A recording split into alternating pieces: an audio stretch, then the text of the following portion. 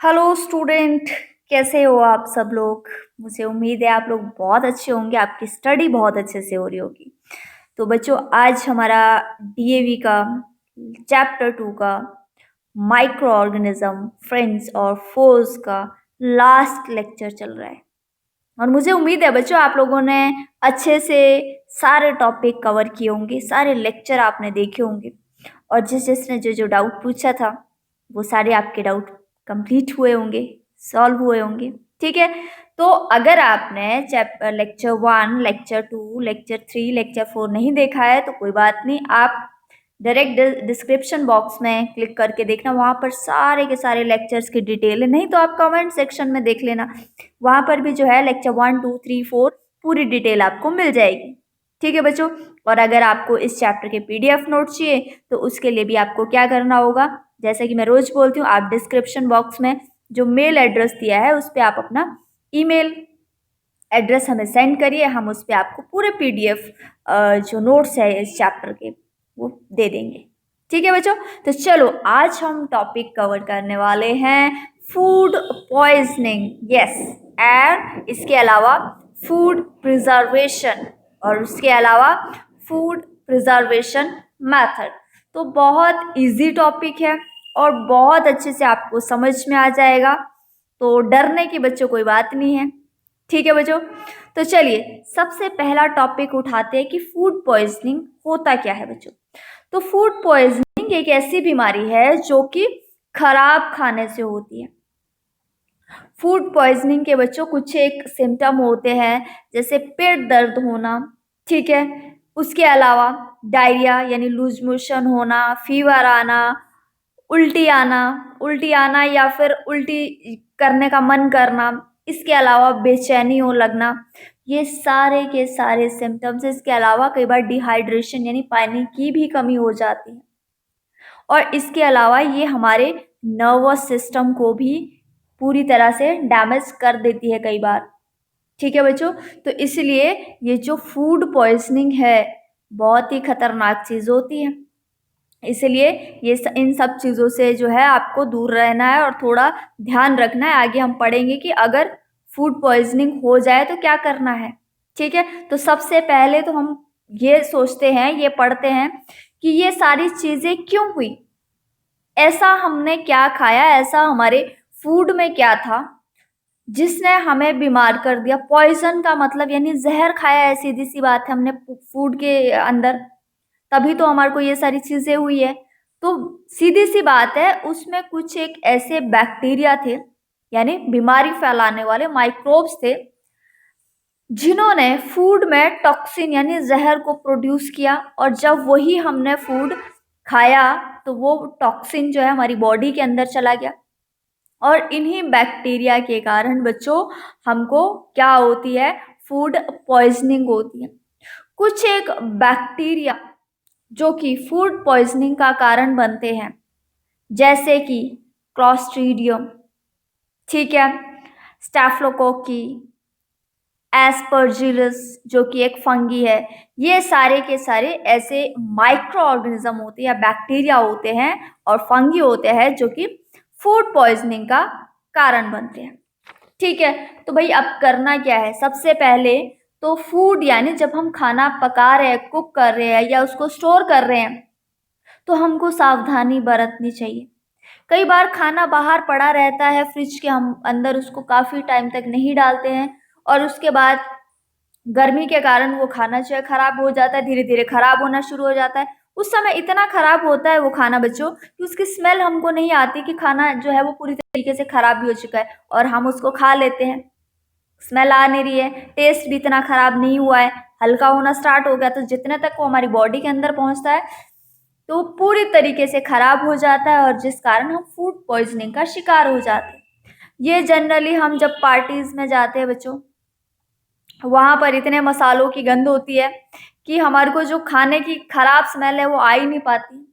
फिर हम पिकनिक में जाते हैं तो पूरा दिन हम घूमते हैं, फिरते हैं, खेलते हैं, खाते हैं, पीते हैं, तो जब खाने का टाइम आता है बच्चों तो पूरा दिन हो जाता है और खाना जो है हमारे बैग में वैसा ही पड़ा रहता है, तो जिस कारण कई बार वो भी खराब हो जाता है। ठीक है। कई बार बच्चों देखा गया है कि खाने से पहले या खाना खाना बनाते हुए हमने हैंड अगर अच्छे से वॉश नहीं किए हैं तो भी हमारे हैंड में जो मौजूद बैक्टीरिया है, ठीक है, वो भी फूड पॉइजनिंग का शिकार हो सकते हैं, क्योंकि वो भी खाना बनाते समय हमारे खाने में ट्रांसफर हो सकते हैं। तो इसीलिए बच्चों जब भी हम कुक कर रहे हैं तो वॉश को नहीं, हैंड को अच्छे से वॉश कर लेना चाहिए। ठीक है बच्चों, समझ में आया? चले आगे। अब बात करते हैं फूड प्रिजर्वेशन की। यानी सबसे पहले जानते हैं फूड प्रिजर्वेशन का मतलब क्या होता है। यानी फूड को अच्छे तरीके से रखना। कैसे अच्छे तरीके से रखना? यानी कि उसको हम माइक्रो ऑर्गेनिज्म से बचा सके। किसको बचा सके? हम अपने फूड को अच्छे से माइक्रो ऑर्गेनिज्म से बचा सके। इसके लिए माइक्रो ऑर्गेनिज्म को फूड के अंदर हमको एंटर नहीं होने देना होता है, ताकि माइक्रो ऑर्गेनिज्म की ग्रोथ जो है फूड के अंदर या बढ़े ना या बढ़ने ना देना। पहली चीज तो उसको एंटर ही नहीं होने देना, और फिर अगर किसी कारण से वो एंटर हो चुका है तो उसकी ग्रोथ नहीं बढ़ने देना। और अगर एंटर हो जाता है तो उसके बाद क्या होता है, उसकी ग्रोथ मल्टीपल हो जाती है, बढ़ जाती है, जिस कारण वो फूड की क्या हो जाता है, क्वालिटी और उसकी न्यूट्रिशन वैल्यू जो है वो खराब कर देता है। और जब क्वालिटी और न्यूट्रिशन वैल्यू दोनों ही बच्चे खराब हो जाती है तो उसके कारण क्या हो जाता है, हमारा पूरा का पूरा फूड जो है वो खराब हो जाता है। लेकिन फूड प्रिजर्वेशन से हम क्या करते हैं, फूड की क्वालिटी, या डायरियो में फूड की क्वालिटी और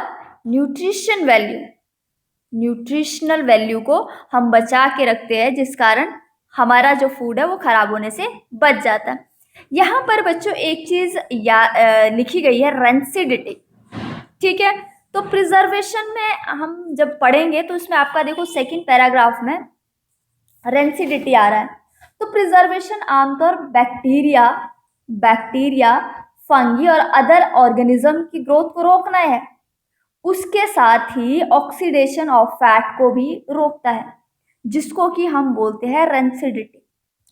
रेंसिडिटी का बच्चों अर्थ है ऑयल और फैट का डिकम्पोजिशन, यानी उसके खराब होने पर जो गंदी स्मेल आती है, बैड और फूड का जो टेस्ट चेंज हो जाता है। खासकर ये जो तली हुई चीजें होती है, चिप्स वगैरह आपने देखा होगा, या घरों में पूरियां बनती है, वो ज्यादा दिन तक रह जाए तो वो जो उसकी स्मेल और उसका जो टेस्ट खराब होता है। ठीक है, किसके कारण? ऑक्सीडेशन ऑफ फैट के कारण। उसी को बोलते हैं बच्चों, क्या बोलते हैं, रेंसिडिटी। समझ में आया आपको? चले आगे। चलिए अब बच्चों यहाँ पर फूड को प्रिजर्व करने के लिए कुछ यहाँ पर मेथड बताए गए हैं। प्रिजर्व करने के लिए सबसे पहले ड्राइंग बताया गया है, लेकिन हमको फूड को अच्छे से प्रिजर्व करने के लिए सील पैक करना चाहिए। और अगर हमको फूड को लंबे टाइम तक स्टोर करके रखना है तो क्या करना चाहिए, ड्राइंग वाला मेथड अपनाना चाहिए। इसके साथ और भी हम बहुत सारे मेथड पढ़ेंगे। तो सबसे पहले हम बात करते हैं डिटेल में ड्राइंग की। तो बच्चों इस मेथड से क्या होता है, फूड को, यानी फूड में जो मौजूद मॉइस्चर है, नमी है, उसको सोक कर दिया जाता है, उसको हीट कर दिया जाता है या इसको रिमूव कर दिया जाता है, जिससे कि बैक्टीरिया की ग्रोथ, बैक्टीरिया, यीस्ट या दूसरे जो माइक्रो ऑर्गेनिज्म हैं, उनकी ग्रोथ के लिए फेवरेबल इन्वायरमेंट नहीं बन पाता। बच्चों एक चीज याद रखना कि बैक्टीरिया की ग्रोथ के लिए खासकर वाटर, ऑक्सीजन और बच्चों टेम्परेचर, ये तीन चीजें ऐसी है जो कि ये चीजें अगर इनको मिल जाए माइक्रो ऑर्गेनिज्म को तो इनकी जो ग्रोथ है वो बहुत जल्दी बढ़ जाती है। तो ड्राइंग एक ऐसा ही मेथड है कि जिसमें वाटर को, मॉइस्चर को हमने सोक कर दिया। अब मॉइस्चर फूड के अंदर है ही नहीं तो क्या होगा, इसकी ग्रोथ जो है वो नहीं हो पाएगी। किसकी ग्रोथ? माइक्रो ऑर्गेनिज्म की, बैक्टीरिया की ग्रोथ नहीं होगी। इसके अलावा बच्चों ड्राइंग करते समय फूड का जो वेट होता है वो भी कम हो जाता है। क्योंकि उसमें वेट किसका होता है, वाटर का होता है, उसमें मौजूद जो वाटर कंटेंट है उसका वेट होता है। तो जब हम हीट कर देते हैं तो उसमें मौजूद जो वाटर कंटेंट है वो सूख जाने के कारण उसका वेट कम हो जाता है। और इस तरीके से हम बहुत सारी ऐसी चीजें हैं घरों में देखना, आप लोग मिर्चियाँ सुखाते हैं या पोटैटो के चिप्स बनाने से पहले उसको सुखाते हैं, पापड़ बनाने के से पहले उसको सुखाते हैं, बहुत सारी चीजें हैं सॉरी। तो अगर आप घर में अपने पेरेंट्स की हेल्प लोगे तो सिर्फ इन पिक्चर को देख के ही नहीं, आप प्रैक्टिकल भी बहुत सारी चीजें जो है वो सीख सकते हो। ठीक है बच्चों, अब यहाँ पर और भी बहुत सारे एग्जाम्पल दे रखे, जैसे एप्पल हो गया, पियर्स हो गया, बनाना आपकी बुक में बहुत सारे हैं, लेकिन अगर आपको प्रैक्टिकल और एग्जाम्पल चाहिए तो घरों में आप अपने पेरेंट्स की हेल्प ले सकते हो कि ऐसी कौन कौन सी चीजें हैं जिनको सुखाकर हम बहुत लंबे समय तक प्रिजर्व कर सकते हैं। चले आगे। नेक्स्ट है बच्चों preservation using sugar and salt. अब अगर हम बात बच्चों शुगर एंड सॉल्ट की करें तो ये भी वाटर को रिड्यूस करने का काम करते हैं। वाटर को क्या करते हैं, रिड्यूस करने का काम करते हैं, जिस कारण मैंने 3 चीजें बताई थी बच्चों आपको पीछे, क्या क्या बताई थी वाटर बैक्टीरिया की ग्रोथ के लिए, वाटर, ऑक्सीजन और क्या बताया था मैंने, टेम्परेचर।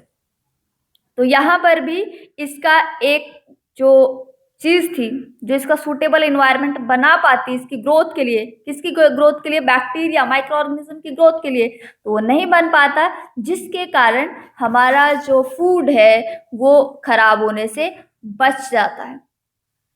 ठीक है, यहाँ पर आपने देखा होगा, अगर हम एग्जाम्पल की बात करें तो यहाँ पर जैसे आपकी बुक में दे रखा है मीट एंड फिश को सॉल्ट से कवर किया जाता है, जिस कारण उसकी जो बैक्टीरियल ग्रोथ है वो कम हो जाती है। उसी तरीके से बच्चों अचार हो गया, लंबे समय तक उसको सॉल्ट डाला जाता है उसके अंदर भी, जिसके कारण वो सुरक्षित रहता है। उसके बाद बच्चों यहाँ पर देख रहे हो आप पिकल है, सॉरी जैम है, तो जिसके अंदर शुगर डाला जाता है, शुगर सिरप हो गया या शुगर डाली जाती है, तो जिस कारण हमारा जो जैम है वो भी लंबे टाइम तक प्रिजर्व रहता है। समझ में आया आपको, समझ रहे हो कि नहीं, ध्यान भटका तो नहीं आपको? हालांकि होता है, जब हम क्या होता है ना ऑनलाइन स्टडी करते हैं तो ध्यान हमारा भटक जाता है, तो बच्चों आपको ध्यान भटकाना नहीं है, पूरा फोकस जो है वो स्टडी में करना है। ठीक है, नेक्स्ट बात हम करते हैं प्रिजर्वेशन यूजिंग एसिडिक एसिड। बच्चों आपको याद होगा एसिडिक एसिड को हम क्या बोलते हैं, हम विनेगर भी बोलते हैं। आपने आमतौर पर जब आप चाउमीन वगैरह खाते होंगे या ज़्यादातर चाइनीज जो फूड आइटम्स होते हैं जब उनको खाते हैं तो उनमें ज़्यादातर हमारे को विनेगर देखने को मिलता है। तो एसिडिक एसिड यानी विनेगर को भी पिकल यानी अचार को लंबे समय तक अगर सुरक्षित रखना हो, खराब होने से बचाना हो, तो हम यूज करते हैं। भाई एसिडिक विनेगर में ऐसा क्या है कि वो उसको खराब होने से बचाता है? तो विनेगर की एसिडिक प्रॉपर्टी बहुत अच्छी होती है, जिसके कारण माइक्रो ऑर्गेनिज्म जो है बच्चों ग्रोथ नहीं कर पाते हैं, जिसके कारण इसके अलावा सिट्रिक एसिड और फास्फोरस एसिड भी यूज किए जाते हैं बच्चों सेम प्रोसीजर के लिए, यानी हमारे पिकल को लंबे टाइम तक स्टोर करने के लिए। तो बहुत सारी बच्चों ऐसी फूड ड्रिंक्स होती है, ठीक है, बहुत सारे ऐसी फूड ड्रिंक्स होती है मार्केट में मिलने वाली, जिससे कि हम इन्हीं को ही डालते हैं जिससे वो खराब होने से बच जाती है।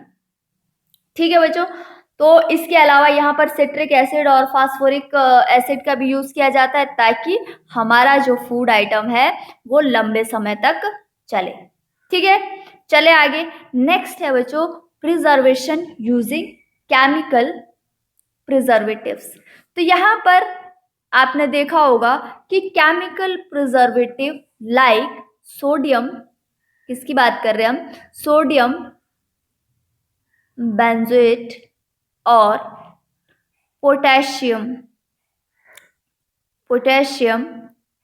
Meta bye sulphide. ठीक है, ये एज अ प्रिजर्वेटिव यूज किए जाते हैं। इनसे सिर्फ जैम या फिर जेलीज और पिकल्स ही सुरक्षित नहीं रखे जाते हैं, बहुत सारे ऐसे फ्रूट ड्रिंक्स भी होती है जिनमें कि ये यूज किए जाते हैं एज अ प्रिजर्वेटिव। तो उनको भी प्रिजर्वेटिव किया जा सकता है। ठीक है बच्चों, नेक्स्ट हम बात करेंगे हीट एंड कोल्ड ट्रीटमेंट की। तो हीट एंड कोल्ड ट्रीटमेंट जैसे बच्चों यहाँ पर एग्जाम्पल हम लेते हैं मिल्क का। तो मिल्क को आमतौर पर घर में मम्मी देखना बॉयल करती है। जब भी हम मार्केट से मिल्क लेके आते हैं तो उसको बॉयल करते हैं यूज करने से पहले। तो बॉयल करने से उसमें मौजूद जो माइक्रो ऑर्गेनिज्म है वो किल हो जाते हैं, वो मर जाते हैं। ठीक है बच्चों, तो जब वो माइक्रो ऑर्गेनिज्म किल हो जाते हैं तो हमारा मिल्क जो है वो खराब होने से बच जाता है। लेकिन कई बार क्या होता है कि अगर हमने बॉईल करने के बाद भी मिल्क, जब उसका टेम्परेचर धीरे धीरे धीरे वो ठंडा होने लगता है तो दोबारा से माइक्रो ऑर्गेनिज्म जो है वो उसमें मल्टीप्लाई होना शुरू हो सकते हैं। तो इसीलिए जब भी दूध को बॉईल करते हैं तो उसके बाद थोड़ा ठंडा होने के बाद हम वापस से उसको फ्रिज में डाल देते हैं ताकि माइक्रो ऑर्गेनिज्म जो है हमारे मिल्क को खराब ना करे। ठीक है, नेक्स्ट बात हम करते हैं पास्चराइजेशन की। तो पास्चराइजेशन बच्चों क्या है? पास्चराइजेशन में किसी चीज को थोड़े समय के लिए पहले हीट किया जाता है, यानी कि इस मेथड, यानी ये जो हम मेथड पास्चराइजेशन जिसकी हम बात कर रहे हैं, ये एक तरह का हीट ट्रीटमेंट है। यानी एक उसका हीट ट्रीटमेंट का एक हल्का वाला यानी बेसिक स्टेज मानी जाती है। तो पास्चराइजेशन के दौरान क्या होता है बच्चों कि हीट यानी टेम्परेचर यूज किया जाता है, वो भी कितना, अगर फ़ारेनहाइट स्केल में हम बात करें तो 212 डिग्री, और अगर हम सेल्सियस स्केल पर बात करें तो 100 डिग्री से कम टेम्परेचर यूज किया जाता है। खासकर मिल्क को पास्चराइज किया जाता है ताकि उसके अंदर जितने भी माइक्रो ऑर्गेनिज्म है उसको डिस्ट्रॉय किया जाता है। लेकिन फिर भी कई माइक्रो ऑर्गेनिज्म बच्चों ऐसे होते हैं जो हीट रेजिस्टेंट होते हैं, यानी हीट से उनका कुछ नहीं होता है, यानी पास्चराइजेशन का उनके ऊपर कोई ज़्यादा असर नहीं होता है। तो इसीलिए जैसा मैंने थोड़ी देर पहले बताया कि जब हम दूध को उबालते हैं तो उसके बाद ठंडा होने पर, यानी थोड़ा ठंडा होने पर उसको वापस फ्रिज के अंदर डाल देते हैं ताकि मिल्क के अंदर बैक्टीरियल ग्रोथ दोबारा ना हो, और अगर दोबारा हो गई तो हमारा मिल्क जो है वो खराब हो जाएगा। तो कुछ माइक्रो ऑर्गेनिज्म क्या करते हैं तो क्या करते हैं वो मिल्क को डिस्ट्रॉय करते हैं। तो माइक्रो ऑर्गेनिज्म को डिस्ट्रॉय करने के अलावा पास्चराइजेशन कुछ एंजाइम्स को भी इनएक्टिवेट कर देता है, और जो कि ऐसे एंजाइम जो कि बाद में बड़े नुकसान का कारण बन सकते हैं, यानी वो भी नुकसान पहुंचा सकते हैं। तो पास्चराइजेशन की जो प्रोसेस है वो काम आ जाती है, यानी वो दुगना यानी डबल काम करती है। एक माइक्रो ऑर्गेनिज्म की ग्रोथ को कम कर देती है या उनको किल कर देती है, और दूसरा एंजाइम्स को इनएक्टिवेट कर देती है। ठीक है बच्चों, नेक्स्ट है बच्चों हमारा वैक्यूम पैकिंग, यानी एक ऐसा मेथड जिसमें हम पैकेजिंग के दौरान, यानी फूड की पैकेजिंग के दौरान उसमें से एयर जो है पूरी तरीके से रिमूव कर देते हैं, यानी उसकी सीलिंग कर देते हैं। ये जो मेथड है ना, ये सीलिंग कर देते हैं, यानी ऐसी या बॉटल्स में या कंटेनर में रख देते हैं। तो ऐसे अब तो बॉटल्स या कंटेनर्स आते हैं जो एयर टाइट होते हैं, यानी उसमें से हम एयर पूरी रिमूव कर देते हैं। सेम वैसे ही जैसा हमने पहले बात की थी, वाटर, ऑक्सीजन और टेम्परेचर, तो जिसमें से हम यहाँ से ऑक्सीजन कट कर देते हैं, तो जहाँ पर माइक्रो ऑर्गेनिज्म को फेवरेबल इन्वायरमेंट नहीं मिल पाता है, और जब वो इन्वायरमेंट नहीं मिल पाता है तो उस कंडीशन में भी माइक्रो ऑर्गेनिज्म जो है वो ग्रोथ नहीं कर पाते। तो कुछ एक ऐसे चीज़ें हैं, जैसे आप यहाँ पर फ्रूट्स वगैरह देख रहे हो, जनरली जो है वो नट्स या ड्राई फ्रूट जो है इस मेथड से स्टोर किए जाते हैं। और इसके अलावा ऑक्सीडेशन के कारण, जो हमने पीछे पढ़ा था ना रेंसिडिटी के कारण, तो ऑक्सीडेशन के कारण जो है कई बार क्या होता है फूड का जो है नट्स वगैरह का टेस्ट चेंज हो जाता है। ठीक है, तो वहाँ से अगर एयर टाइट में उसको पैकेजिंग रखोगे तो वो भी हमारा बच जाएगा, यानी टेस्ट खराब होने से बच जाएगा। यानी टेस्ट खराब मतलब वो फूड खराब हो रहा है, सीधी सी बात है। कभी भी कोई चीज़ खराब होना स्टार्ट हो जाती है तो धीरे धीरे वो टेस्ट अपना चेंज करना स्टार्ट कर देती है, धीरे धीरे उसमें स्मेल आना स्टार्ट हो जाती है। स्टार्टिंग में इतनी नहीं लगती, लेकिन वो जनरली ऐसा होता है कि वो खराब होना शुरू हो चुका होता है। तो सीधा सा आपको मेथड याद रखना है कि वैक्यूम पैकिंग एक ऐसी पैकिंग होती है जिसमें हम पैकेजिंग के दौरान एयर को रिमूव कर देते हैं। नेक्स्ट बात आती है बच्चों कैनिंग की। ठीक है, तो कैनिंग क्या है कि एक ऐसा मेथड है जिसमें हम फूड को, देखिए आप, जिसमें हम फूड को खराब होने से बचाते हैं और जिसमें हम क्या करते हैं, कंटेनर्स में अच्छी तरीके से, यानी बहुत अच्छे तरीके से उसमें अपना फूड जो है स्टोर करके रख सकते हैं। ठीक है, इसके अलावा हम स्टरलाइज्ड यानी बैक्टीरिया फ्री करने के लिए कंटेनर को हीट करते हैं। ठीक है, जिसके कारण ऐसे बहुत सारी चीज़ें होती हैं, ऐसे बहुत सारे फूड आइटम्स होते हैं जिनको हम बॉटल्स में, कैंस में रखते हैं, और इन बॉटल और कैंस में रखने के लिए हम उनको सबसे पहले अच्छी तरह से धोते हैं या वाटर में उसको स्टरलाइज करते हैं, ताकि उसमें मौजूद जो बैक्टीरिया है या मौजूद जो जर्म्स है वो किल हो जाए, और उसके बाद अच्छी तरीके से सुखाने के बाद ही हम इसमें अपनी फूड आइटम्स जो है वो रखते हैं। तो जिस कारण बैक्टीरिया जो है वो यहाँ पर ग्रोथ नहीं कर पाता है। और कई बार क्या होता है कि अगर हमने कैनिंग की है लेकिन हमने उसको अच्छे से ना तो वॉश किया है, ना स्टरलाइज किया है, ना अच्छे से ऊपर से हमने इसको टाइटली सील किया है, तो उसके बाद उसके रखे रखे अंदर ही जो है वो हमारा फूड जो है वो ख़राब होना शुरू हो जाता है। हमारा अगर ये डैमेज है, ठीक है, अगर ये हमारा डैमेज है, कंटेनर हमारा डैमेज है, तो उसके अंदर फूड रखी हुई जो चीज़ है वो भी खराब हो सकती है। नेक्स्ट बात करते हैं बच्चों फ्रीजिंग की। जब फूड को फ्रीजिंग टेम्परेचर यानी बहुत नीचे कम टेम्परेचर में रखा जाता है तो फूड के अंदर जो केमिकल चेंज है बच्चों वो बहुत ही कम स्पीड में होता है, और जिस कारण फूड जो है लंबे समय तक हम क्या करते हैं, फ्रिज में रखते हैं, जिसके कारण उसमें जो केमिकल चेंज होता है वो भी बहुत कम देखने को मिलता है। हालांकि बच्चे जो माइक्रो ऑर्गेनिज्म है वो गर्मी की तुलना में ठंड में ज़्यादा रहते हैं, लेकिन फिर भी ठंड में कुछ ऐसे माइक्रो ऑर्गेनिज्म होते हैं जो मर जाते हैं, और बहुत सारे जो बैक्टीरियल स्पोर्स है यानी और भी जो बैक्टीरिया है वो रहते हैं, लेकिन फिर वैसे ही होता है कि जब हम वापस फूड को गर्म करते हैं, ठीक है, और फिर थोड़ी देर के लिए रखते हैं तो फिर से वो जो बैक्टीरिया है वो वापस जिंदा हो जाते हैं। तो फ्रीजिंग यानी एक ऐसी प्रोसेस है जिसमें फूड को प्रिजर्व किया जाता है बहुत ही कम टेम्परेचर में, ताकि माइक्रो ऑर्गेनिज्म की ग्रोथ को कम किया जा सके। ठीक है, तो बच्चों ये था हमारा चैप्टर जो आज हमने फिनिश किया पूरे 5 लेक्चर्स के साथ। तो आई होप आप लोगों को हर एक चैप्टर, हर एक कॉन्सेप्ट जो है वो अच्छे से क्लियर होगा, और अगर कोई डाउट है तो आप कमेंट सेक्शन में बता सकते हो। आपके हर डाउट जो है वो सॉल्व करने की, क्लियर करने की पूरी कोशिश की जाएगी।